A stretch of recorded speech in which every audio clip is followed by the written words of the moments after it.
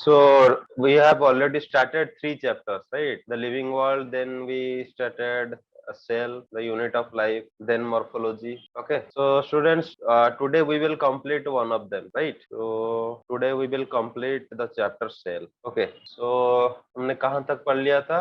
हमने प्लास्टिड तक पढ़ लिया था, राइट? प्लास्टिड्स सेल के चैप्टर में से हम लोगों ने यूकैरियोटिक सेल का जो प्लास्टिड्स तक पढ़ लिए थे. So today we are starting with a new organelle that is ribosome. ठीक है. So ribosomes and we are studying about which type of cell, eukaryotic cell, right? So can anyone tell me eukaryotic cell के जो ribosomes होते हैं उनका type क्या होता है? So tell me eukaryotic cell में जो राइबोसोम्स होते हैं वो कौन से टाइप के होते हैं? 70s या फिर 80s? 80s. Okay, 80s. So eukaryotic cells have 80s type of ribosomes. So ये जो ribosomes होते हैं, they are granular structures composed of RNA and proteins. Okay, they are composed of RNA and proteins. कौन सी चीजों से बने हैं ये ribosomes? RNA and protein से बने हैं. ठीक है. These are the two things of which ribosomes are made of. And eukaryotic ribosomes are of 80s type. जैसे कि हमने पढ़ा था, सारे ribosomes के 2 यूनिट होते हैं. एक होता है लार्जर यूनिट, दूसरा होता है स्मॉलर यूनिट. लार्जर सब यूनिट होता है, एक स्मॉलर सब यूनिट होता है. अगर ये पूरा 80s हो गया, ये लार्जर वाला कितना है? This is 60s. ठीक है. And the smaller one is 40s. Together they are of 80s type. ठीक है. अच्छा, यहाँ पे जो हम S लिख रहे हैं, this stands for Svedberg unit. ये भी हमने पढ़ा था. ठीक है.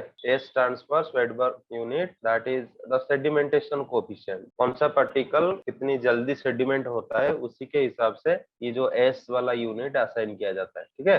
अच्छा, and it is the site for protein synthesis. ये भी सबको पता है. Ribosome is the protein factory of the cell, क्योंकि it is responsible for protein synthesis. Okay. तो this is how ribosomes look like. यहाँ पे जो राइबोसोम दिख रहे हो ये 70s टाइप का है. ठीक है. This is of 70s type. Okay, so next is your cytoskeleton. Cytoskeleton, what are cytoskeleton? These are elaborate network of filaments. Elaborate network of filaments. ऐसे बहुत सारे प्रोटीन के जो फिलामेंट्स होते हैं उनका एक नेटवर्क सा बना रहता है सेल के अंदर, मतलब साइटोप्लाज्म के अंदर. उसको हम क्या बोलेंगे? उसको बोलेंगे साइटोस्केलेटन. ठीक है. साइटोस्केलेटन क्या काम करता है? Cytoskeleton provides mechanical support and maintains the shape of the cell. ठीक है. मैकेनिकल सपोर्ट प्रोवाइड करता है एंड शेप को मेंटेन करता है सेल का. देखो ये जो अंदर दिख रहे हैं ना network, this is actually your cytoskeleton. ठीक है. This is your cytoskeleton. They provide mechanical support mainly to the cell. समझ में आ गया सबको साइटोस्केलेटन क्या होता है? Yes, sir. Okay. Now comes cilia and flagella. आप सबने सुना होगा cilia and flagella. Usually these two are similar things, but one is longer. Flagella is longer, like this whip-like structure, and cilia are small hair-like structures. And cilia is usually found in higher in numbers, whereas flagella are few in number. Okay, cilia flagella के बारे में जानते हो आप? Cilia and flagella are hair-like outgrowths of cell membrane. These are the extensions of cell membrane. ये याद करना है आप. cilia हो या फिर flagella, they both are extensions of cell membrane. Cell membrane के ही extensions हैं. इनका काम क्या होता है? They help in movement. They help in movement of the cell. ठीक है. और अच्छा, अभी देखते हैं सिलिया और फ्लाजेला का जो एनाटॉमी होता है, मतलब उसका अंदर का जो स्ट्रक्चर है वो कैसा है. तो कोर ऑफ सिलिया और फ्लाजेला, जो कोर होता है, कोर मतलब देखो सपोज एक सिलिया को हमने काट लिया तो ऐसे सर्कुलर दिखेगा उसका फेस. ठीक है. तो ये जो बाहर है ये हो गया उसका मेम्ब्रेन, ये हो गया उसका मेम्ब्रेन. ठीक है. और इसी मेम्ब्रेन के अंदर जो भी सारी चीजें हैं टुगेदर उसको हम बोलेंगे कोर. एंड उसी कोर के लिए एक टेक्निकल वर्ड हम यूज करते हैं, that is called exonym. That is called exonym. ठीक है. एक्सोनिम. तो ये बाहर हो गया मेम्ब्रेन, अंदर है एक्सोनिम. एंड इसी एक्सोनिम के अंदर बहुत सारे माइक्रोट्यूब्यूल्स प्रेजेंट है. बहुत सारे माइक्रोट्यूब्यूल्स प्रेजेंट होते हैं. Microtubules like this. ओके. ऐसे करके बहुत सारे माइक्रोट्यूबुल्स प्रेजेंट होते हैं. The axonym usually has 9 pairs of doublets. 9 pairs of doublets. ठीक है. Of radially arranged peripheral microtubules. तो देखो 9 pairs of doublets. डॉबलेट का मतलब क्या है? अगर देखो ये 2 माइक्रोट्यूबुल्स ऐसे जुड़े हैं, फिर 2 माइक्रोट्यूबुल्स ऐसे जुड़े हैं, फिर 2 माइक्रोट्यूबुल्स ऐसे जुड़े हैं, फिर 2 माइक्रोट्यूबुल्स ऐसे जुड़े हैं। ठीक है, तो 2-2 करके ऐसे कितने पेयर्स हैं? How many pairs? There are 9 pairs. Okay, there are 9 pairs. यहाँ पे कितने हो गए? यहाँ तो 9 नहीं हुए, लेकिन सिलिया और फ्लाजेला के अंदर ऐसे 9 पेयर्स होते हैं। यहाँ पे देखो, ये डायग्राम दिख रहा है ना, ये जो रिंग्स दिख रहे हैं आपको, these are actually microtubules, these are microtubules. So ऐसे पेयर बना के रहते हैं। कितने पेयर्स है यहाँ पे देखो, 1 2 3 4 5 6 7 8 एंड 9। ठीक है, देर आर कंप्लीटली 9 पेयर्स। तो पेरीफेरी में कितने पेयर्स हो गए? 9 पेयर्स। ठीक है, यहाँ पे देखो सेंटर में 2 ऐसे हैं, ये पेयर नहीं बनाए हैं, ये अलग अलग 2 प्रेजेंट होते हैं, 2 माइक्रोट्यूबुल सेंटर में है। और इस टाइप के अरेंजमेंट को हम बोलते हैं 9+2 आरे। ठीक है, इसको हम बोलते हैं 9+2 आरे। पेरीफेरी में 9 पेयर्स और सेंटर में 2 माइक्रोट्यूबुल्स। अच्छा, तो समझ में आया? तो इसको क्या बोलते हैं? 9+2 एरे। माइक्रोट्यूब्यूल्स आपको समझ में आता है? माइक्रोट्यूब्यूल्स मतलब वेरी फाइन पाइप्स, यू समझ लो, ट्यूब्स, माइक्रोट्यूब्यूल्स। ओके, उनके 9+2 एरे प्रेजेंट होता है, सिलिया हो या फ्लाजेला हो, सबके अंदर प्रेजेंट होता है। The central tubules are enclosed by a sheath which is connected to peripheral doublets by radial spokes। चलो डायग्राम में देखते हैं। देख रहे हो, ये जो सेंटर के जो 2 ट्यूब्यूल्स है, उनके चारों तरफ एक कवरिंग है, ऐसा कवरिंग है। इस कवरिंग को क्या बोलते हैं हम? इस कवरिंग को क्या बोलते हैं?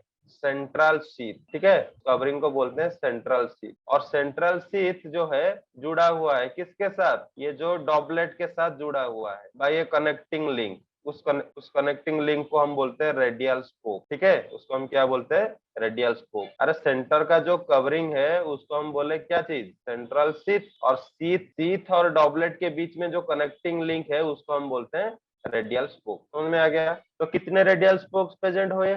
इन total there are 9 radial spokes. अरे 9 डॉबलेट्स है ना, सारे डॉबलेट में से एक रेडियल स्पोक निकला है, तो 9 पेयर्स, तो 9 radial spokes are there in total.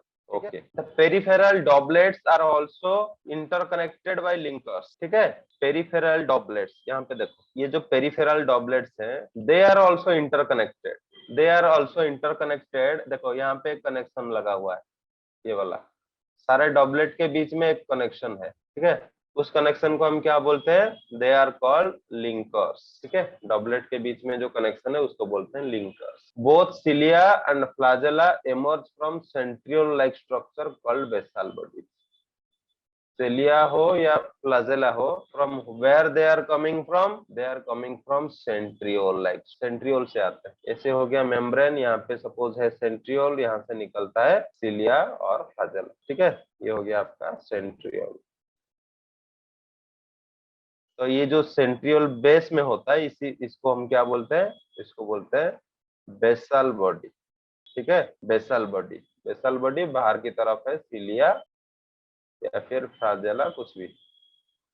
Okay, तो मेम्ब्रेन के पास जो होता है वो होता है बेसल बॉडी, उसी में से निकल के आते हैं सिलिया एंड फ्लाजेला। समझ में आ गया? Yes sir. ओके, देखो, now come centrosome and centrioles. Centrosome and centrioles, बच्चों जो हम अभी पढ़ रहे थे बेसल बॉडी किसका? सिलिया और फ्लाजेला का। They are formed from centrioles, इसी सेंट्रियोल से वो बेसल बॉडी बना है, सिलिया और फ्लाजेला का। ठीक है, अच्छा इनके बारे में थोड़ा पढ़ लेते हैं। Centrosome usually contain how many? 2 cylindrical structures called centrioles। बच्चों ये डायग्राम में देखो, ये जो पूरा स्ट्रक्चर दिख रहा है आपको, इसको हम बोलेंगे सेंट्रोसोम। इसको क्या बोलेंगे? बोलेंगे सेंट्रोसोम। ऐसे एक स्पीयर लाइक स्ट्रक्चर है बच्चों, इसके चारों तरफ मेम्ब्रेन नहीं है, ऐसे एक स्पीयर लाइक स्ट्रक्चर है। ठीक है, और इसी स्पीयर के अंदर 2 सेंट्रियोल्स प्रेजेंट होते हैं। 2 सेंट्रियोल्स मतलब 2 सिलिंड्रिकल स्ट्रक्चर्स लाइक दिस, एक ऐसा और दूसरा ऐसा। ठीक है, ऐसे प्रेजेंट होते हैं। ये पूरा स्ट्रक्चर जो है, पूरा स्ट्रक्चर को बोलेंगे हम सेंट्रोसोम। और अंदर जो पड़े हैं 2 परपेंडिकुलर टू ईच अदर, इनको बोलेंगे हम क्या चीज, इनको बोलेंगे centriole. So how many centriole are there inside a centrosome, 2 centrioles are there, okay, and they lie perpendicular to each other, they lie perpendicular to each other। ये जो cylindrical structures दिख रहे हैं सेंट्रियोल्स, देखो उनके बीच में कितना एंगल होगा, परपेंडिकुलर है ना, they are perpendicular to each other। each centriole is made up of 9 evenly spaced peripheral fibrils made up of tubulin। तो जैसे हमने सिलिया और फ्लाजेला का एनाटॉमी देखा, वैसे ही अगर ये जो सिलेंडर दिख रहा है आपको सेंट्रियोल का, इसको भी अगर हम काट के देखेंगे, इसमें भी आपको ऐसे 9 इवनली स्पेस, ऐसे ऐसे करके 9, कितने हो गए, 3 3 6, ठीक है, ऐसे करके सर्कुलरली अरेंज अरेंज अरेंज होके रहते हैं, ठीक है। सो देखो, सो 9 इवनली स्पेस्ड पेरिफेरल फाइब्रिल्स, ये जो देख रहे हो दीज आर फाइब्रिल्स। जैसे सिलिया और फ्लाजेला में हमने क्या देखा, ऐसे डॉबलेट्स प्रेजेंट है ना, दो दो करके ट्यूब्यूल्स प्रेजेंट है, लेकिन यहाँ पे देखो 3 3 करके ट्यूब्यूल्स प्रेजेंट है, 3 3 करके, देखो 3 3 3 3 करके प्रेजेंट होते हैं। And these microtubules are made up of what, tubulin, ठीक है। और सेंट्रल पार्ट में जो सेंट्रल पार्ट होता है उसको हम बोलते हैं hub, which is connected to fibrils by radial spokes. यहाँ पे भी ऐसे रेडियल स्पोक्स बने रहते हैं, ऐसे, ठीक है, रेडियल स्पोक्स। तो ये जो पूरा स्ट्रक्चर है, ये पूरा स्ट्रक्चर हो गया आपका सेंट्रियोल का। ये एक सेंट्रियोल को काट के देखेंगे अगर हम, तो उसके अंदर ऐसे दिखाई देगा 3 3 करके, मतलब वहां पे डॉपलेट्स प्रेजेंट है, यहाँ पे आपको ट्रिपलेट मिलेंगे, माइक्रोट्यूब्यूल्स के ट्रिपलेट्स मिलेंगे, ठीक है। कितने ट्रिपलेट्स है, 9 ट्रिपलेट्स आर देयर, ठीक है, 9 triplets are there in total. और सारे ट्रिपलेट जो है वो सेंट्रल हब के साथ जुड़े हुए हैं, ऐसे स्ट्रेट लाइन स्ट्रक्चर्स के साथ। और ये जो दिख रहा है इनको हम क्या बोलेंगे, इनको बोलेंगे रेडियल स्पोक, ठीक है, इसको बोलेंगे रेडियल स्पोक। ये हो गया आपका एक सेंट्रियोल का अंदर का स्ट्रक्चर। ऐसे कितने सेंट्रियोल्स प्रेजेंट होते हैं, 2 सेंट्रियोल्स। अच्छा, centrioles form the basal body of the cilia, ये अभी हमने पढ़ा है। सिलिया का जो बेसल बॉडी है वो किससे बनता है, सेंट्रियोल से बनता है। अभी हमने जो देखा ऐसे ऐसे करके ट्रिपलेट्स प्रेजेंट होते हैं सेंट्रियोल में, लेकिन सिलिया में ट्रिपलेट नहीं होते हैं, डॉबलेट्स प्रेजेंट होते हैं, है कि नहीं। सिलिया में से डॉबलेट्स प्रेजेंट होते हैं, लेकिन सेंट्रियोल में से ट्रिपलेट्स प्रेजेंट होते हैं। लेकिन इसी में से ये वाला स्ट्रक्चर बना हुआ है, मतलब ये जो लास्ट का जो देख रहे हो ट्यूब्यूल, ये धीरे धीरे डिजनरेट हो जाता है। डिजनरेट होने के बाद कितने बचे, तो डॉबलेट्स ही बचे ना, तो इसी में से बनता है आपका सिलिया और फ्लाजेला।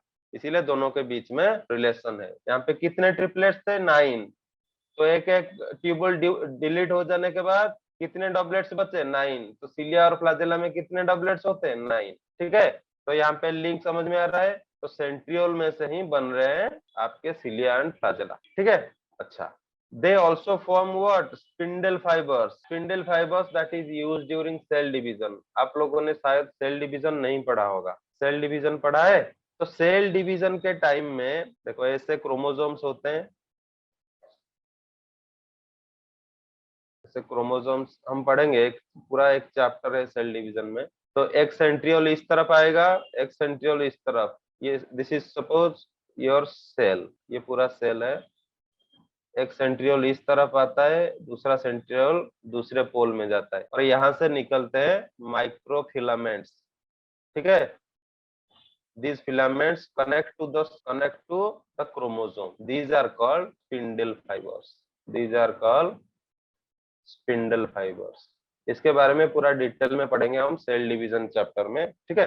तो ये जो स्पिंडल फाइबर बन रहा है, और यहाँ पे ये जो दिख रहे हो, this is centriole, this is centriole. So centriole का एक बहुत मतलब इम्पोर्टेंट फंक्शन होता है during cell division. Cell division के दौरान इसका बहुत ही बड़ा फंक्शन होता है, क्योंकि ये बनाता है स्पिंडल फाइबर, जिसके मदद से ये जो क्रोमोसोम दिख रहा है आपको, ये टूटता है बीच में से। स्पिंडल फाइबर खींचते हैं ऐसे, ठीक है। ये जो स्पिंडल फाइबर्स दोनों तरफ खींचते हैं, खींचने से क्या होगा, ये जो क्रोमोसोम्स दिख रहे हैं आपको सेंटर में, ये टूट जाएंगे, टूट के आधे उस तरफ जाएंगे, आधे इस तरफ आएंगे, ठीक है। So this is how cell division occurs, we will learn about it later. For now you just remember centrioles help in cell division, cell division में हेल्प करते हैं। और किस में हेल्प करते हैं? बेसल बॉडी बनाते हैं, किसका? सिलिया और फ्लैजेला का। तो फंक्शन समझ में आ गया आपको। सेंट्रोसोम एंड सेंट्रियोल के बाद क्या है? Now the master of the cell और you can say director of the cell, that is nucleus. तो न्यूक्लियस के अंदर क्या होता है? Can anyone tell me? अरे सेल के जो न्यूक्लियस होते हैं उसके अंदर क्या होता है? No one. ओके, चलो देखो, nucleus was first described by Robert Brown, ये हमने पहले से पढ़ लिया था। It was described, first described by Robert Brown. Robert Brown, that is why referred as the discoverer of nucleus. Nuclear envelope जो है, it is made up of two parallel membrane, ठीक है। न्यूक्लियर मेम्ब्रेन जो होता है to parallel membrane से बना हुआ है, डबल मेम्ब्रेन स्ट्रक्चर न्यूक्लियस। और इसके अंदर होते हैं क्या चीज? क्रोमाटिन फाइबर, मतलब जो क्रोमोसोम उसके अंदर रहते हैं, मतलब जेनेटिक मटेरियल जिसको हम बोलते हैं, जेनेटिक मटेरियल जिसको बोलते हैं हम। और यू कैन से डीएनए प्रेजेंट होता है किसके अंदर? न्यूक्लियस के अंदर। ओके, चलो, nuclear envelope has many nuclear pores. Nuclear envelope मतलब जो न्यूक्लियर मेम्ब्रेन होता है उसमें बहुत सारे पोर्स प्रेजेंट है। यहाँ पे डायग्राम में देखो, these are all nuclear pores, दिख रहा है? Nuclear pores, these are nuclear pores. Pores means holes, हाँ, होल्स। बाहर होता है साइटोप्लाज्म, न्यूक्लियस के अंदर होता है जेनेटिक मटेरियल या फिर आपका डीएनए, ठीक है। और दोनों के बीच में कनेक्शन कैसे बनता है? थ्रू दीज न्यूक्लियर पोर्स, ठीक है, दीज न्यूक्लियर पोर्स। देखो, the interphase nucleus has highly extended nucleoprotein fibres called chromatin. Interphase के बारे में हम सेल डिवीजन में पढ़ेंगे। सेल साइकिल के मतलब डिवीजन से पहले एक फेज आता है सेल के लाइफ में। तो इंटरफेज के दौरान अगर हम न्यूक्लियस को देखेंगे, उसमें आपको क्या दिखाई देगा? क्रोमाटिन फाइबर्स, ठीक है, क्रोमाटिन फाइबर्स। बच्चों यहाँ पे देखो, क्रोमोसोम का स्ट्रक्चर कैसा होता है? It's like this, right? आपने देखा होगा बहुत सारे बुक्स में, this is how a chromosome looks like, ठीक है। कभी कभी ऐसा भी देखा होगा, this is how chromosomes look like. लेकिन इंटरफेज के टाइम में अगर हम सेल को देखेंगे या फिर न्यूक्लियस के अंदर देखेंगे, आपको ये वाले स्ट्रक्चर्स या फिर क्रोमोसोम्स नहीं दिखेंगे, ठीक है।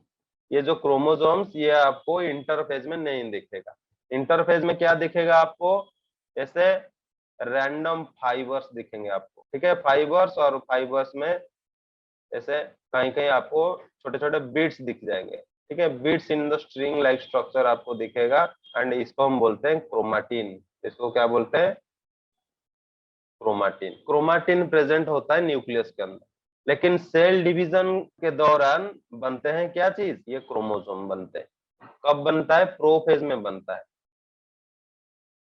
ठीक है। प्रोफेज पढ़ेंगे हम, प्रोफेज क्या होता है, इंटरफेज क्या होता है, मेटाफेज, एनाफेज, ऐसे ऐसे बहुत सारे फेजेस होते हैं सेल डिवीजन में, उसके बारे में हम पढ़ेंगे दूसरे चैप्टर में। तो यू जस्ट रिमेम्बर, इंटरफेज के दौरान आपको क्रोमाटिन दिखेगा, सेल डिवीजन के दौरान आपको क्रोमोसोम दिखेगा, ठीक है, क्रोमोसोम दिखेगा। तो कितने क्रोमोसोम्स होते हैं ह्यूमन सेल में? 23। हाँ, 23 पेयर, ठीक है, ऐसे करके 23 पेयर्स बनेंगे। लेकिन उससे पहले ऐसे रैंडम फाइबर्स प्रेजेंट होते हैं क्रोमाटिन में, इसमें आप कुछ भी काउंट नहीं कर सकते। Once they become chromosome you can count them, okay, they will be 23 in human cell. चलो, ये क्रोमाटिन दिखेगा आपको। और क्या दिखेगा? Nuclear matrix. न्यूक्लियर मैट्रिक्स मतलब न्यूक्लियस के अंदर जो फ्लूइड होता है, जैसे सेल के अंदर जो फ्लूइड है उसको हम साइटोप्लाज्म बोलते हैं, तो न्यूक्लियस के अंदर जो फ्लूइड है उसको हम क्या बोलेंगे? न्यूक्लियोप्लाज्म बोलेंगे, राइट? उसको हम बोलेंगे न्यूक्लियोप्लाज्म। एंड वन और मोर स्पेरिकल बॉडीज, न्यूक्लियस के अंदर एक और spherical,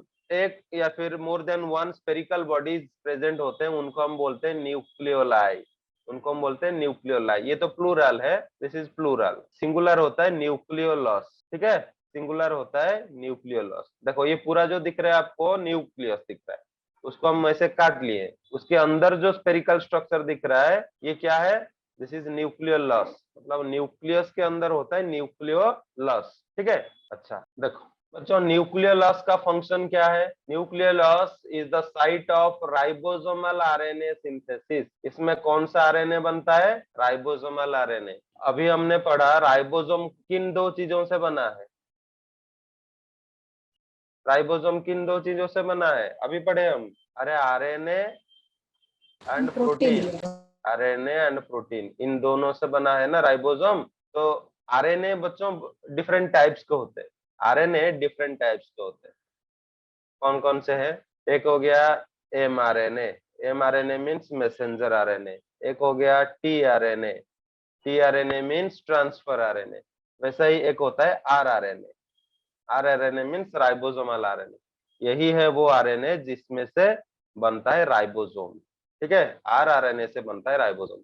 and this rRNA is synthesized in what? In nucleolus. Nucleolus is responsible for synthesis of ribosomal RNA. Clear? अच्छा अच्छा, क्रोमाटिन कंटेन्स व्हाट? क्रोमाटिन जो बोल रहे हैं हम, इंटरफेज न्यूक्लियस में ऐसे फाइबर्स प्रेजेंट होते हैं जिसको हम बोलते हैं क्रोमाटिन। ये क्रोमाटिन किन चीजों से बना है? It is made up of DNA. ठीक है, chromatin is made up of DNA and some basic proteins called histones. ठीक है, some basic proteins called histones। तो ऐसे ऐसे करके बहुत सारे हिस्टोन प्रोटीन्स है।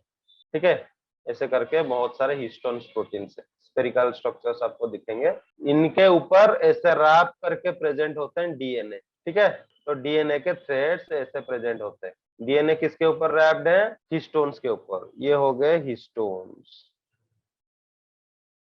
Histone proteins. और ये जो दिख रहे हैं दिस इज योर डीएनए। ठीक है, and the entire structure is called, इसको हम क्या बोलेंगे? इसको बोलेंगे क्रोमाटिन फाइबर। ठीक है, क्रोमाटिन फाइबर। तो न्यूक्लियस के अंदर आपको ऐसा स्ट्रक्चर दिखाई देगा, लेकिन सेल डिवीजन के टाइम में ये और भी कंडेंस हो जाते हैं। कंडेंस हो जाते हैं मतलब कॉइलिंग कॉइलिंग सुपर कॉइलिंग होके बनाते हैं स्ट्रक्चर ये वाला, जिसको आप बोलते हो क्रोमोसोम। ठीक है।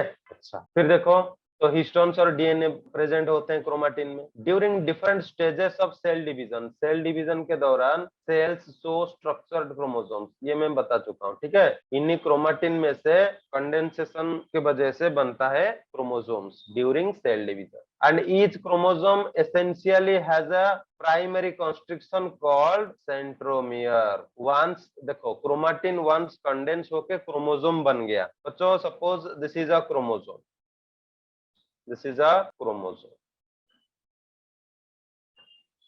ठीक है, ये क्रोमोसोम है। क्रोमोसोम के जो प्राइमरी कॉन्स्ट्रिक्शन होता है, कॉन्स्ट्रिक्शन मतलब समझ में आता है, जहां पे फोल्ड होता है ये वाला, इसको हम क्या बोलेंगे? इसको बोलेंगे सेंट्रोमियर। ठीक है, the primary constriction present on the chromosome is called centromere.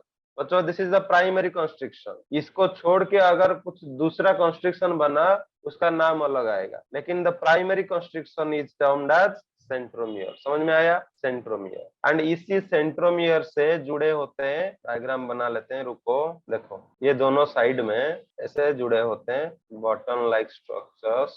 ठीक है, तो सेंट्रोमियर के साथ ऐसे जुड़े होते हैं डिस्क। ये जो डिस्क लाइक स्ट्रक्चर दिख रहे हैं आपको, they are called kinetochores. They are called kinetochores.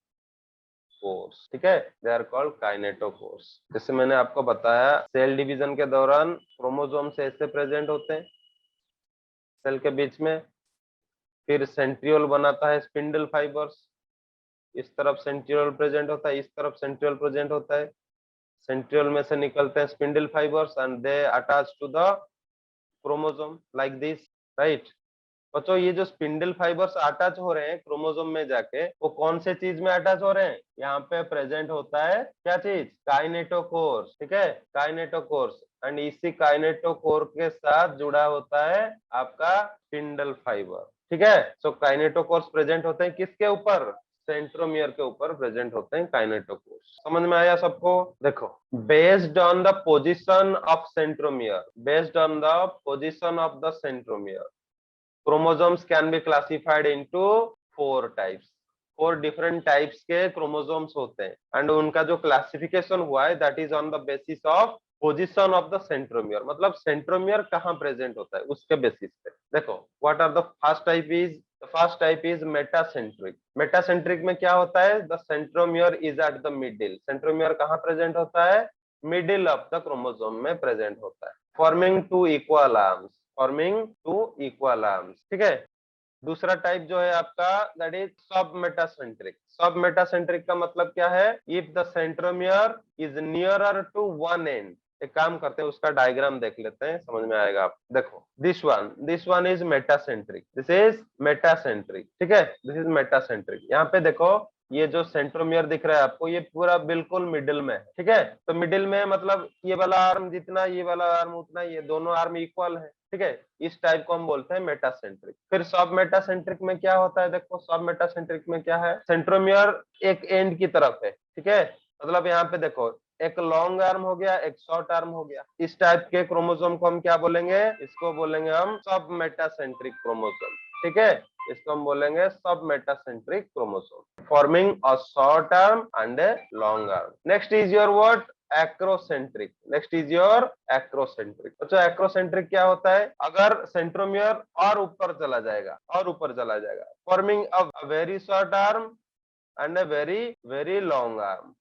अगर ऐसा बन रहा है, इसको हम बोलेंगे, क्या बोलेंगे, इसको बोलेंगे एक्रोसेंट्रिक। ठीक है, इसको हम बोलेंगे एक्रोसेंट्रिक। अच्छा, अगर सेंट्रोमियर आपका पूरा टिप में चला गया, मतलब यहाँ पे दो आर्म नहीं बन रहे, एक तरफ ही आर्म बन रहे, दूसरे तरफ मतलब एंड में प्रेजेंट है सेंट्रोमियर, तो इस टाइप का जो क्रोमोसोम है, इसको हम क्या बोलेंगे, इसको बोलेंगे टेलोसेंट्रिक। इसको हम क्या बोलेंगे, telocentric. That means here the centromere is terminal, here the centromere is terminal। समझ में आया सबको। देखो बच्चों, हमने क्या बोला, सेंट्रोमियर किसको बोलते हैं, अगर किसी क्रोमोसोम में, सपोज ये क्रोमोसोम है, ठीक है, जो प्राइमरी कॉन्स्ट्रिक्शन है, यहाँ पे प्राइमरी कॉन्स्ट्रिक्शन है, इसको हम क्या बोलेंगे, इसको बोलेंगे सेंट्रोमियर। ठीक है, अगर सेंट्रोमियर को छोड़ के कुछ दूसरा एक कॉन्स्ट्रिक्शन प्रेजेंट है, ठीक है, अगर कोई दूसरा कॉन्स्ट्रिक्शन प्रेजेंट है लाइक दिस,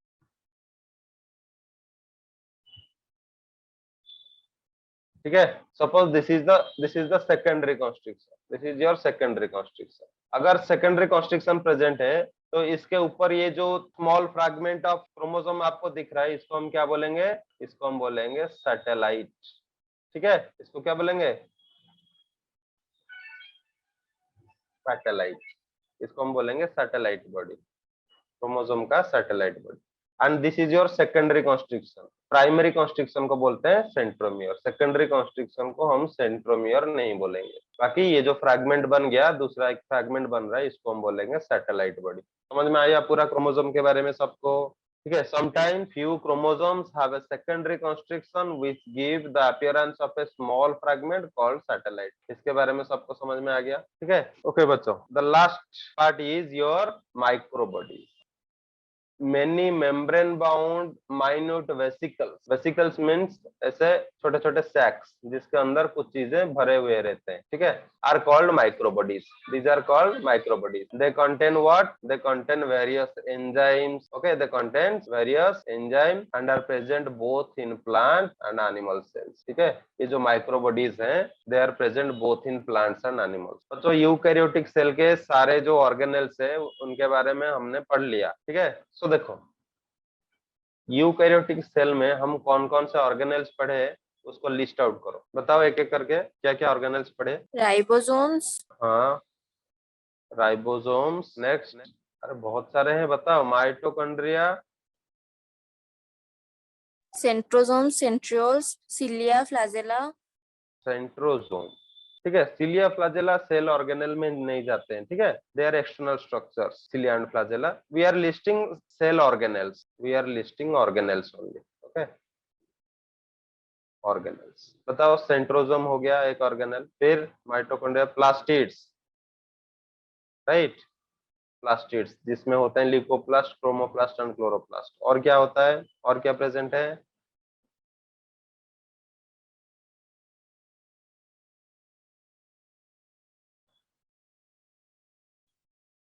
एंडोप्लाज्मिक रेटिकुलम, है कि नहीं। Ribosomes, mitochondria, centrosome, plastid, endoplasmic reticulum. और क्या प्रेजेंट होता है, गोल्जी अपरेटस, है कि नहीं, गोल्जी अपरेटस। और क्या चीजें हैं, या फिर इतना ही, ribosomes, mitochondria, centrosome, plastid, endoplasmic reticulum, Golgi apparatus. So these are the cell organelles. एक और भी है वैक्यूल, ठीक है बच्चों। ये plastid and vacuole, these are exclusive for what, ये सिर्फ प्लांट सेल में प्रेजेंट होते हैं। हाँ okay, so these are cell organelles. So that is it students, this is the end of the chapter cell the unit of life. इसमें हम prokaryotic cell के बारे में पढ़े, यूकैरियोटिक सेल के बारे में भी पढ़े, ठीक है। प्रोकैरियोटिक सेल के जितने भी सारे स्ट्रक्चर्स थे, जैसे आपका हो गया मेसोसोम, उसका राइबोसोम, ठीक है, और उसके बाहर जो ग्लाइकोकैलिक्स था या फिर पीलीफ, हिम्ब्राए, वो सब याद है आपको? अरे प्रोकैरियोटिक सेल के स्ट्रक्चर याद है कि नहीं? Do you remember all these topics? Can we start question and answer session? Okay, so question number 1, बताओ, name the primary constriction present on chromosome. Centromere. Okay, centromere. Question number 2. So question number 2 is in metacentric chromosome. In metacentric chromosome, the centromere is at dash. कहाँ पे होता है centromere? 4 types के chromosome हम पढ़े ना, metacentric, sub metacentric, acrocentric and telocentric. तो metacentric में सेंट्रोमियर कहाँ होता है? Middle. Exactly, very good. कहाँ होता है? मिडिल में होता है, ठीक है। Similarly in telocentric, in telocentric chromosome the centromere is at The terminal. exactly is terminal, पूरा एंड में प्रेजेंट होता है, ठीक है। अच्छा, तो question number 3, question number 3 is what is the function of nuclear loss? Nuclear loss का क्या फंक्शन होता है बताओ?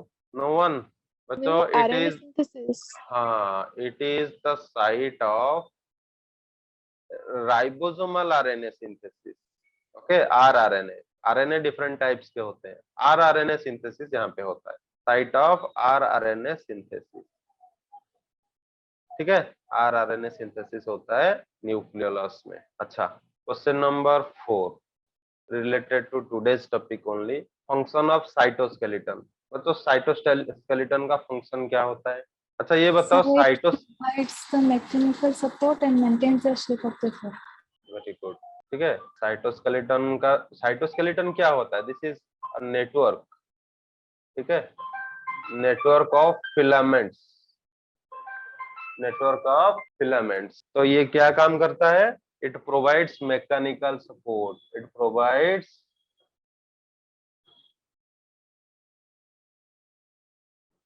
Mechanical support to the cell and also it maintains the shape of the cell.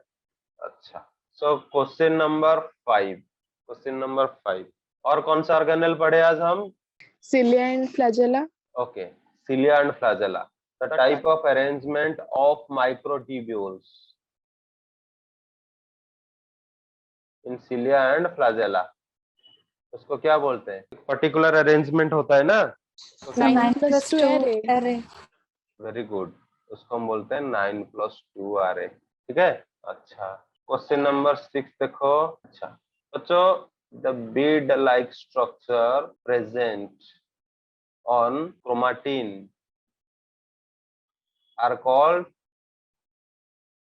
Dash. जो बीड्स प्रेजेंट होते हैं जिसके ऊपर डीएनए रैप हुआ है, उसको हम क्या बोलेंगे?